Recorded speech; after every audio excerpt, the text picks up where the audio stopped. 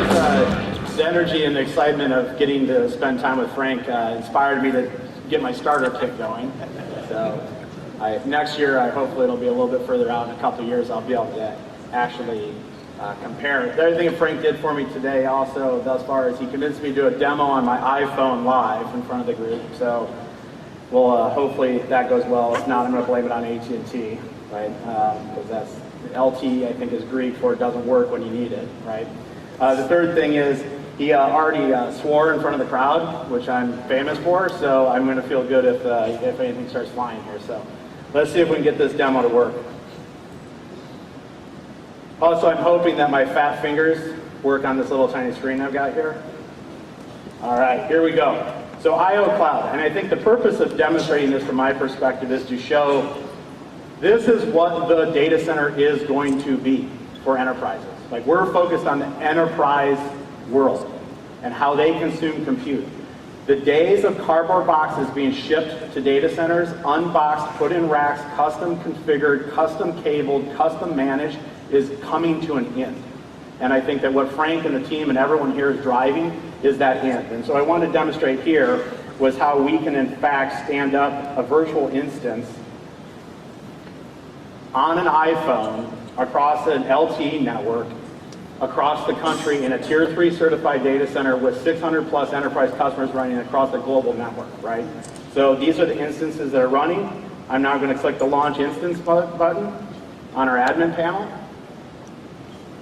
This is the data center as an API, right?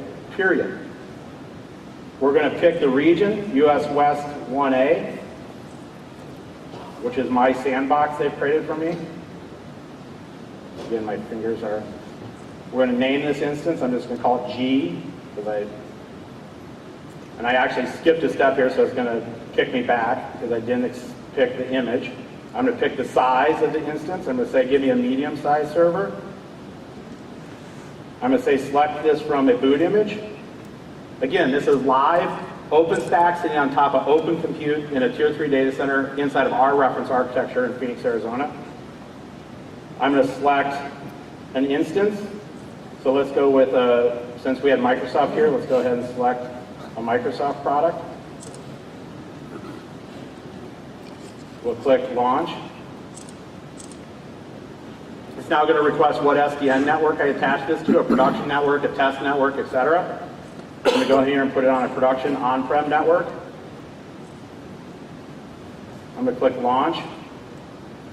And it's going to spawn that server on Open Compute as we sit here. There's G right there. Successfully launched. Spawning. That's what the world of compute deployment is going to be. Period. If people don't see what's coming, they're going to get run over by it. They are. Literally. Data centers are going to be provisioned with clicks. Now, just to even further show this, I'll go ahead and go over here to admin console. Again, if I can get my caffeine-induced fingers to work. And let's go to console. Whoops.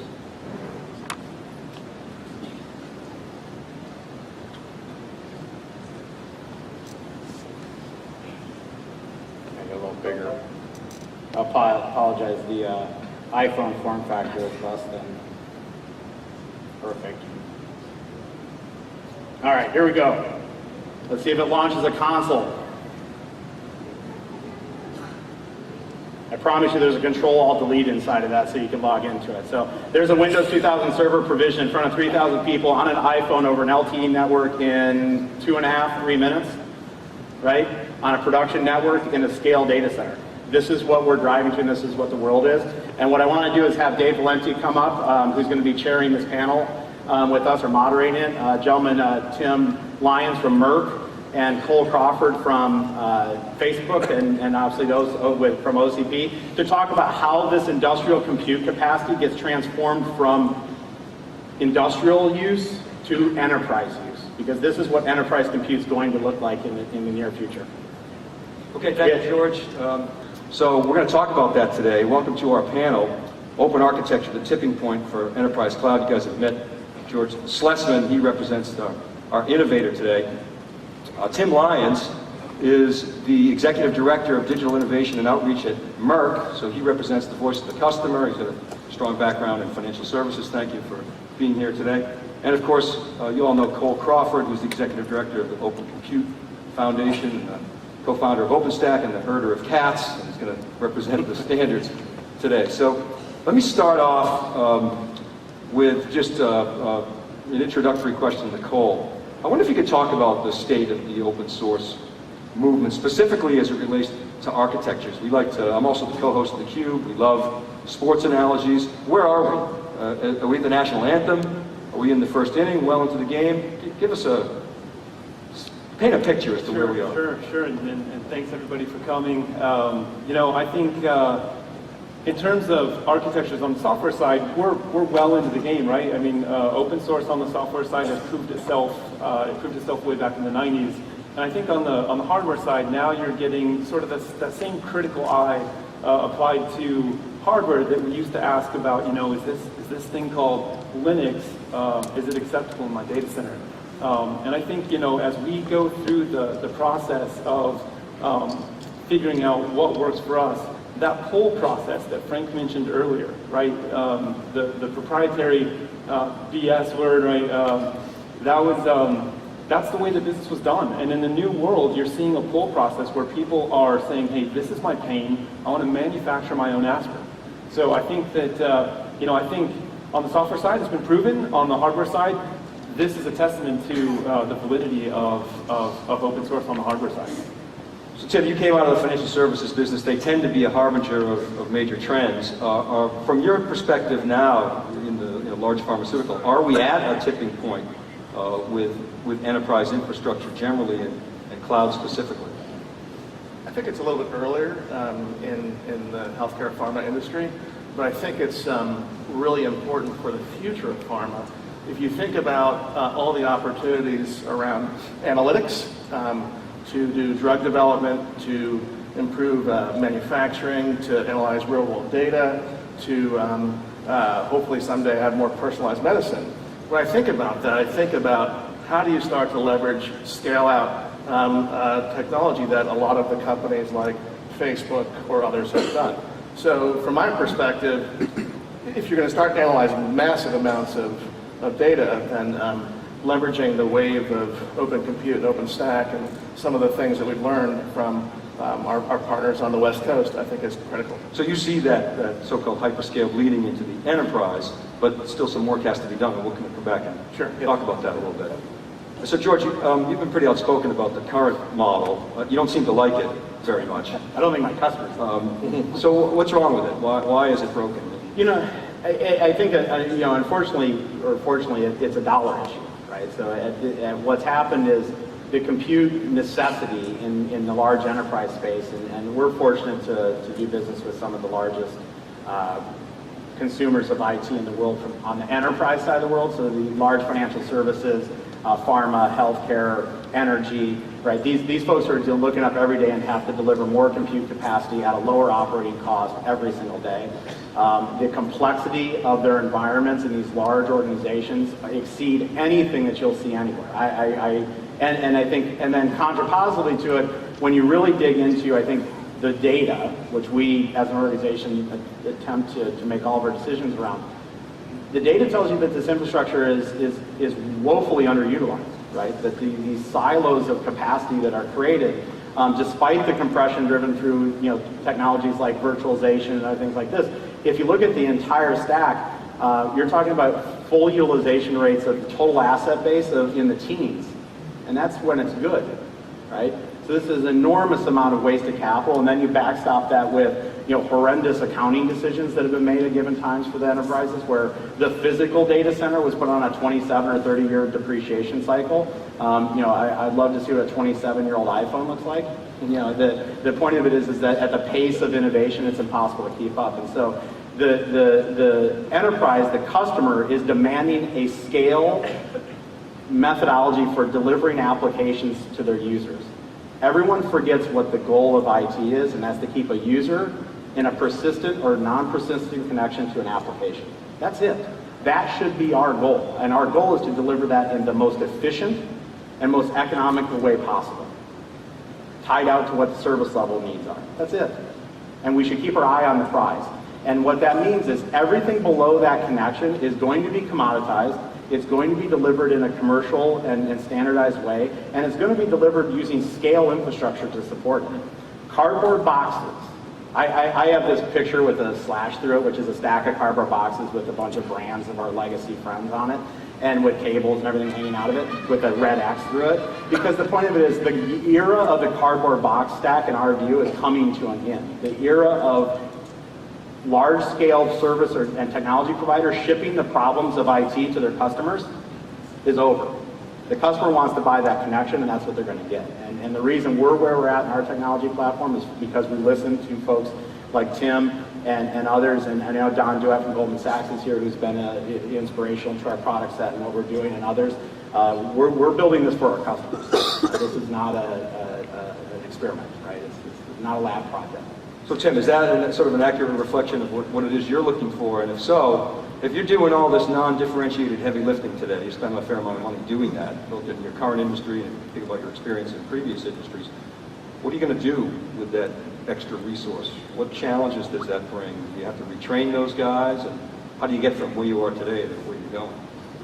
Well, I have one perspective, which is you kind of have an existing infrastructure that you're running well on some of the existing technology base, and that's important to most businesses, whether you're running your supply chain, your SAP implementations or whatnot. It's very critical. That infrastructure is very, very critical. So I'm more focused on thinking through how do we leverage these new models to go after new analytics models, as I discussed earlier.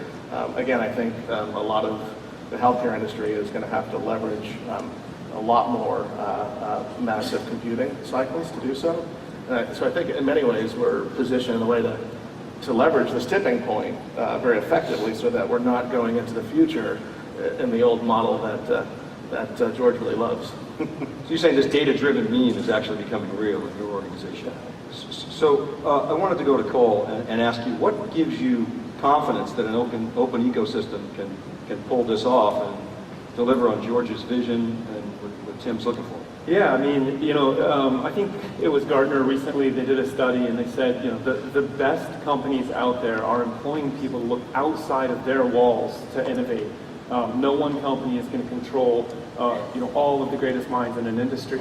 So when you get these movements, these open movements where everybody's collaborating out in the open, we're working together, you find that pace of innovation happening much more quickly. You look at how Linux has grown, and how OpenStack has grown, and how we're growing. You see year over year massive percentage increases in terms of people supporting those causes. So again, I think the fact that we've got as many people as we've registered this year showing up to learn more about open compute and see that pace of innovation, as Tim said, it's not about just data, it's about relevant data. And I saw a number published recently, 100 zettabytes a year are going to be collected in China alone with the Internet of Things over the next 10 years. So in terms of finding that data and getting to the relevant data that matters to your corporation, I think the only way you're going to be able to do that is through an open ecosystem. So Tim, a lot of the executives we talk to in the Wikibon community, I get the feeling they just want to outsource the whole thing. How much, but from a practitioner standpoint, that's not necessarily feasible. How do you make that decision? How much do you want to own, and how do you make that decision as to how much you want to outsource? It's use case driven. I mean, there's going to be certain data that you want to kind of run and own your own infrastructure that's pretty critical to a company. So for example, if we have a lot of R&D work that has pretty sensitive data about the molecules we're developing, that's something that we probably will not feel comfortable putting out, but if we're starting to analyze real world data, looking at, back to Cole's comment about all the medical device information that's kind of being collected, that's something that a lot of it's probably anonymized, and it's something that we would, that's a good use case for something like infrastructure service or IO. So George, maybe we could talk about the roadmap a little bit. Can you lay that out for us in terms of where we are today? What should observers look for? What milestones should we be looking at, and from a technical roadmap standpoint? I think it's just a matter of we're getting to a tipping point, and we may be past it, where essentially this is not optional, it's a necessity, right? If you want to compete economically with your peer group, you're going to have to adopt some type of industrial style compute capacity to run your environment and drive your applications. I'm a huge believer that the data center should be an application level decision. I think that'll be the next big mile marker. If you think about the data center today, and when I say the data center, I'm really speaking of capital D, capital C, the data center, from space, power, cooling, all the way up through to the platform services or even the applications. It needs to go from an enterprise level decision, which it is today, one data center fits all. And again, I'm speaking about our customer set, our influential group, which is the scale enterprise. They got to go from it being an enterprise scale decision. The next thing that we're going to see, I think, is going to be the real, this will be the marker, the mile marker for this, is when they're making application level decisions about the data center, capital D, capital C, in a hybrid approach, right? It has to be a hybrid approach, right? Some things will be public cloud. Absolutely, workloads, Tim and I were talking about this before. There's certain workloads that make perfect sense to go into an Amazon or go into an Azure or go into any of these internet-facing public clouds. There's going to have to be something in the middle, right, that's going to be able to meet the compliance and security and complexity that these enterprises run under. I think that out here on the West Coast, we often get the luxury of running without a lot of regulators. I mean, we think we have regulation, but working with our Fiserv customers, it's monumentally complex. And you have to go comply and be clear and concise about what you're delivering. And I think the other component of it is you have to be able to have things that support legacy infrastructure. Look, I saw that Saber's going public.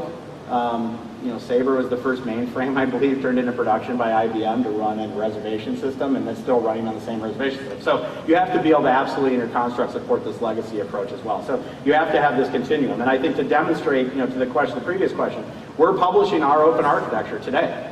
So this architecture that I just demonstrated us running on, we're publishing today. It'll be live and available off our website. Come by our booth and see it. Talk to actually Kevin Malik, who's sitting there, Chief Innovation Officer, sitting in the second row there, who had a career-defining moment about 10 minutes ago. It is available to talk to people. So we're publishing that. And then let me just make one other comment. You know how many license fees I pay when we use this? None. Not one. Not one software license fee, not one hardware licensing fee. I'm not paying for the privilege to use something with a brand and plastic on it, right? And get crappy support. The point of it is the barriers to this are coming down. And we're hopefully here to support it. I'll give you the final word. Yeah, I just want to back up what was just said. If you look at what's in place now on the software side and on the hardware side, you're seeing that puzzle and all those pieces sort of converge together. You see silicon photonics contributed by Intel and being tested in a number of enterprises. You see open source hardware. You see the consumer first. And I think as you work backwards from the workload, Frank's comment about a mile wide and an inch deep versus a mile deep and an inch wide. If you take that workload and you work backwards, that's going to be reality for the ecosystem in 10 years. And I'd say just one last point, and we're over time. I'm sure someone's yelling at us right now. But I think that the other point is, I think the next mile marker that we should all keep our eye on is that ultimately the data center should be configured based on the application call, right? That's the next mile marker. The next mile marker is, let's get from an enterprise-wide, like everything goes in this data center, to, this data center slice goes to this application, to what we should be angling towards and what we're endeavoring to build in our platform is a capability to provision the infrastructure across the data center based on what the individual application call needs at a given time. Is it reliability? Is it security? Is it sustain? What does it need when it enters that infrastructure, and you give it what it needs when it needs it. So that's out in the future, but it's coming, and it has to be on a foundation of an open ecosystem, in my view.